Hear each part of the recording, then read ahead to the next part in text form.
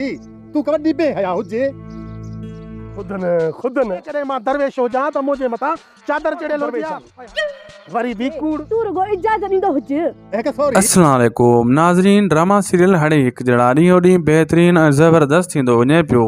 ऐं तव्हांजे लाइ हिकु वरी ख़ुशख़बरी आहे। जेका बि मज़ाक़िया ड्रामनि जा शौक़ीन आहिनि या वरी खून ख़राबे ड्रामनि जा शौक़ीन आहिनि, ॿिन्ही दोस्तनि जे लाइ हिन नंढड़े वीडियो में वॾी ख़ुशख़बरी आहे। दोस्तो, हाणे हिकु जहिड़ा ड्रामे खां पोइ तव्हां ॾिसो था मुड़ुसु माण्हू ड्रामो बि गॾो गॾु ॾिसी रहिया हो। ऐं दोस्तो, मां तव्हांखे ॿुधाईंदो हलां त ऐं जहिड़ियूं ज़ालूं तहिड़ा मुड़ुसु, इहो ड्रामो बि तमामु जल्द अचण वारो आहे ऐं इहो सिंध TV ते नशर थींदो। ऐं तव्हांजे लाइ ॿी ख़ुशख़बरी इहा आहे, उहो बि मज़ाक़िया ड्रामो आहे। ऐं हिकु चोथों ड्रामो ॿियो बि मज़ाक़िया तमामु शूट थी रहियो आहे। उनजो तमामु जल्द अपडेट तव्हां सां शेयर कंदासीं, तव्हांखे नालो बि उनजो ॿुधाईंदासीं। तमामु जल्द उहो बि ड्रामो साम्हूं अचण वारो आहे। दोस्तो, मां तव्हांखे ॿुधाईंदो हलां, हाणे हिकु जहिड़ा ज़बरदस्त आहे, जी कामयाबी भली मिली आहे, मोट सुठी मिली आहे।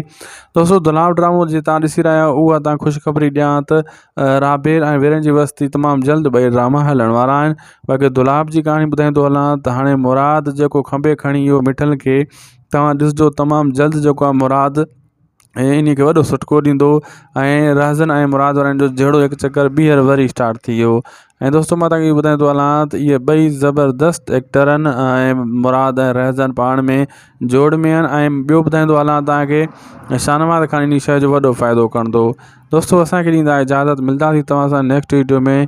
ख़ुशि हुजो, आबाद हुजो, खिलंदा ऐं मुस्कुराईंदा रहो। अल्लाह हाफ़िज़।